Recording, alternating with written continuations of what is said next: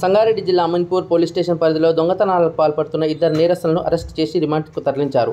DSP Ravinder Reddy మీడియాతో మాట్లాడుతూ IDA బొల్లారానికి చెందిన UPVC window fitter Ravi, painter సోమశేఖర్లు అమీన్పూర్ లింగమయ్య కాలనీకి చెందిన వికన్నతోట లిఖత్ పవన్ ఇంట్లో దొంగతనం చేశారు.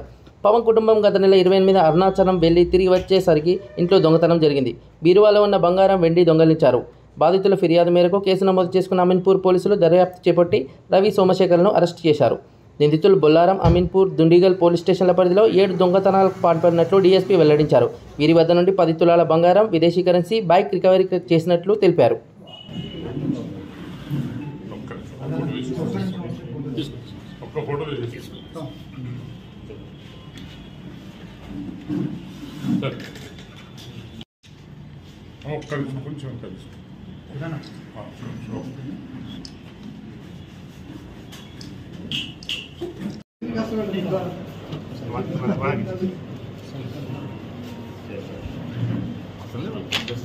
డీటెయిల్స్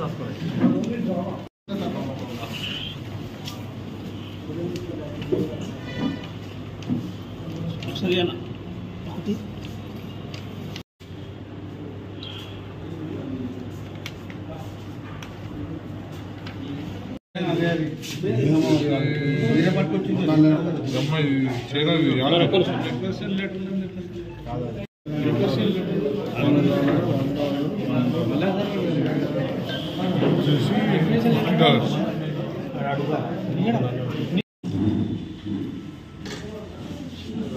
అమీన్పూర్ పోలీస్ స్టేషన్ పరిధిలోని లింగమయ్య కాలనీకి చెందినటువంటి లిఖిత్ పవన్ అనే అతను గత నెల 28/6/2024 నాడు అతను అరుణాచలం దైవ దర్శనం కోసం అని వెళ్ళి 1వ తారీఖు నాడు తిరిగి ఇంటికి వచ్చి చూసుకునేసరికి అతని ఇంటి తాళాలు పగలగొట్టి ఇంట్లో ఉన్నటువంటి కొన్ని వస్తువులు, కొంత బంగారము దొంగిలించడం జరిగింది.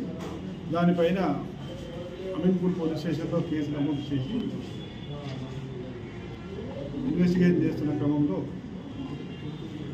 మేము ఈ మధ్యన సస్పెక్ట్ అందరినీ కూడా తిరిగి వెరిఫై చేస్తూ ఉన్నాం.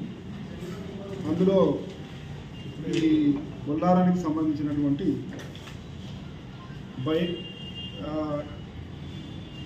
ఇరగజిండ్ల రవి మరియు దాసరి సోమశేఖర్ అనే ఇద్దరు, వాళ్ళు కూడా ఇంతకుముందు పాత నేరస్తులు.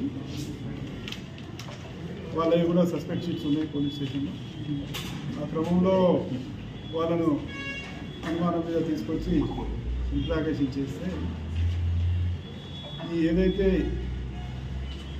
ఈ అమీన్పూర్లో జరిగినటువంటి నేరంతో పాటు అంతకంటే ముందు కూడా అమీన్పూర్లో ఇంకొక 3 నేరాలు జరిగినాయి. వాటిని ప్లస్ బొల్లారంలో జరిగినటువంటి 2 నేరాలు మరియు దిండిగల్లో ఒక 2 నేరాలు చేసినట్టు ఒప్పుకున్నారు.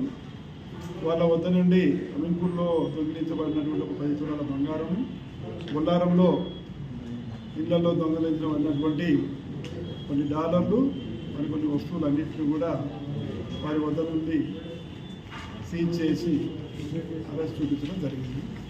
వాళ్ళని ఈరోజు రిమాండ్కి పంపిస్తారు. ఇంతకుముందు వెళ్ళారు పాత నేరస్తులు, సస్పెక్ట్ ఉంది, వీళ్ళు పాత నేరస్తులు ఇంతకుముందు కూడా జైలుకి వెళ్ళారు. వాళ్ళ మీద ఇంతకుముందు 3 కేసెస్లలో అరెస్ట్ చేశారు.